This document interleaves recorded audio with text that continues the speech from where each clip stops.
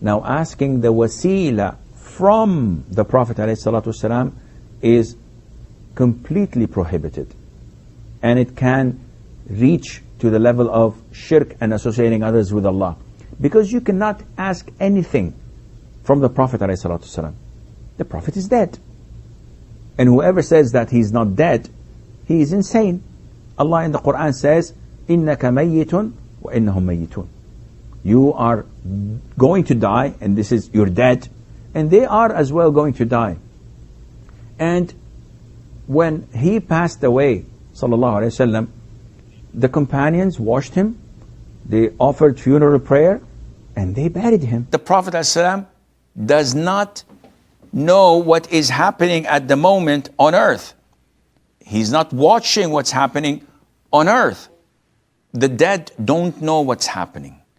They do not see what is happening. There is a beautiful verse Allah subhanahu wa ta'ala says, "O believers, do not have wilayah, do not follow the people that Allah's wrath has cast upon them. قَدْ يَأْسُوا مِنَ الْآخِرَةِ." These people are the ones who have no hope in akhirah. They have disappointed in the life after death. They just see the material life. These people only see the material life. And they don't see anything beyond the material life. كَمَا يَأْسَ الْكُفَّارُ مِنْ أَصْحَابِ الْقُبُورِ. As those people, as the kuffar, as the non-believers who have no hope, those who are disappointed, hopeless in the people of grave. Wahhabis, they say that we don't have hope in the people of the graves. They say, this Rasulullah, the grave is nothing, it's not important, it's not going to help you in any sense. So Allah says this is one of the qualities of the people of kuffar. This is one of the qualities of kafir, that they have no hope in the people of grave. When Muhammad ibn Abdul Wahhab says, my stick is better than Rasulullah, because he's a bunch of dust in the grave, he cannot do anything, but this stick has some usages for me. Why? He said, because he just sees that grave. Then according to this verse, كَمَا يَأْسَ الْكُفَّارُ مِنْ أَصْحَابِ الْقُبُورِ. They have this quality of kuffar, that they just see that the body in the grave.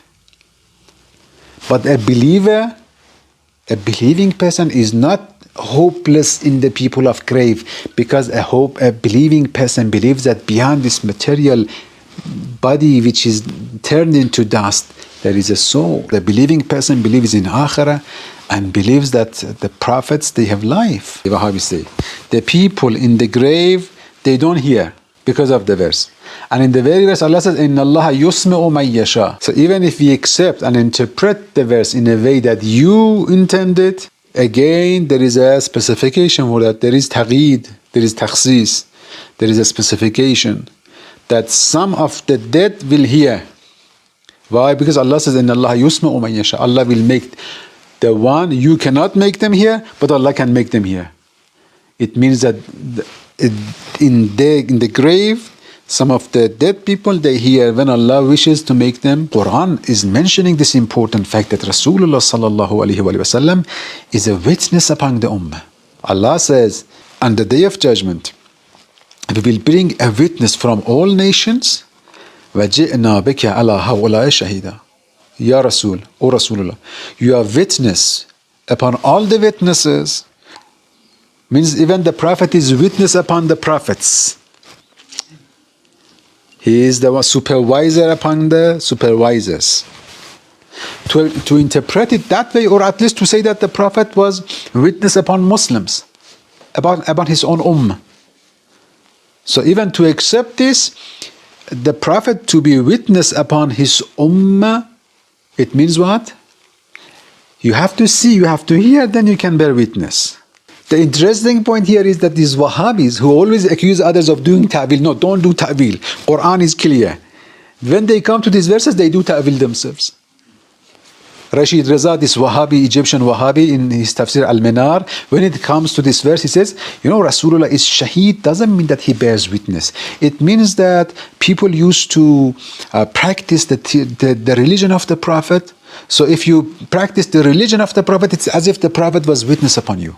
But this is not called a witness. Witness means a person who sees something, who hears something, then he can bear witness that I see this person did that, this person did that. So Quran is very clear that Rasulullah is witness. So when he is witness, how can you say that he was witness when he didn't hear you?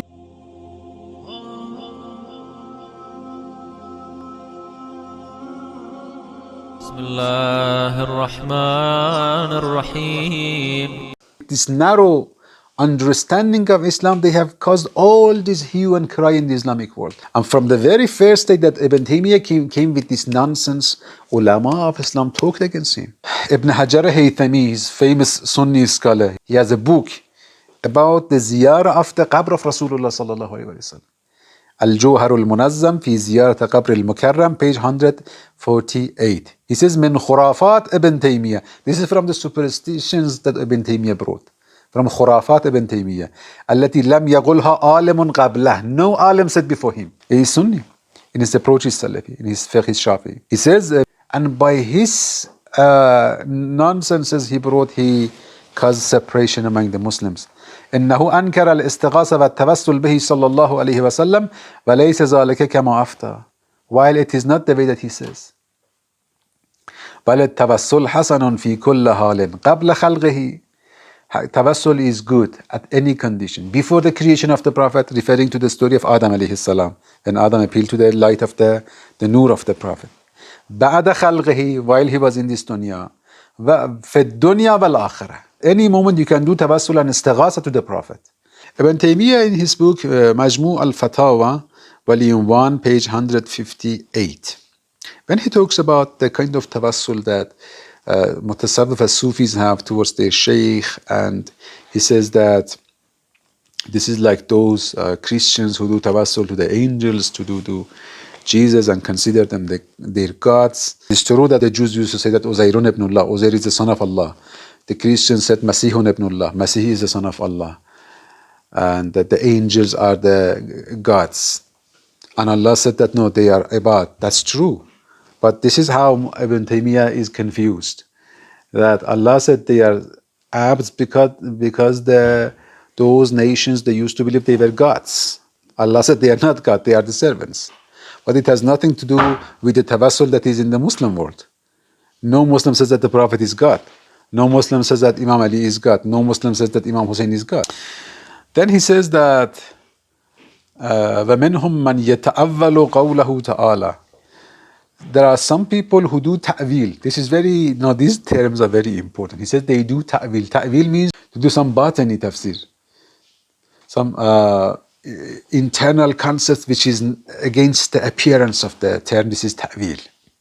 Allah says in Quran that, O Prophet, if when they committed sins, if they come to you and ask Allah for forgiveness and ask Rasul to do istighfar for them, they will find Allah tawwaban rahim. He says that these people do ta'wil.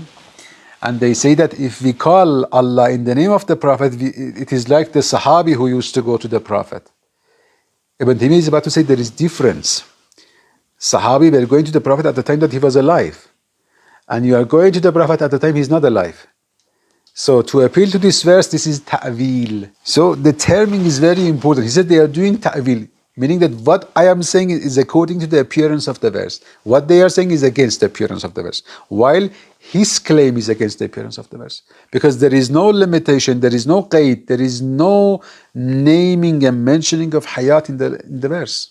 So now you are saying that no, it is only for the lifetime of the Prophet. So you have to bring the argument for that. You have to bring the proof for that. O Prophet, indeed you cannot make the dead hear. And you don't make the deaf hear the call. إِذَا وَلَّوْا مُدْبِرِينَ. When they turn their back upon you and when they go away. In Surah Al-Fatir again, verse 19 and 223, Allah says, are not the same, they are not the same. Who? Aimmah wal Basir, the one who sees, the seer, and the one who is blind. فَلَا الظُّلُمَاتُ وَلَا النُّورُ. It's not the same, darkness and light. It's not the same, الظِّلْ وَالْحَرُورُ. Then Allah says, وَمَا يَسْتَوِي الْأَحْيَاءُ وَلَا الْأَمْوَاتُ. They are not the same, the living and the dead. إِنَّ اللَّهَ يُسْمِعُ مَن يَشَاءُ. Allah makes the one who wishes to hear. وَمَا أَنْتَ بِمُسْمِعٍ مَّن فِي الْقُبُورِ. And you do not make those who are in graves to hear you. So the concept that Allah subhanahu wa ta'ala is putting here is Adamul Isma'in Nafi'. What is being rejected here is that you cannot make them to hear in a way that they benefit from it. The view of Ibn Taymiya and his followers is that they want to say that Allah says you do not make them hear you. Means that you cannot make the dead person to hear you. Is referring to the dead body. Is referring to this some bunch of bones and flesh which is put in the grave. This cannot hear. This Adamu Isma and Nafi, you cannot make them hear and benefit, is the view of this is the famous view among the Mufassirin of Shia and Sunni. I just mentioned some of them to see that what they say. Jarullah Zamakhshari in his famous tafsir Al-Kashaf and Haqa'iq Ghawamaz Al-Tanzil, volume 3, page 608.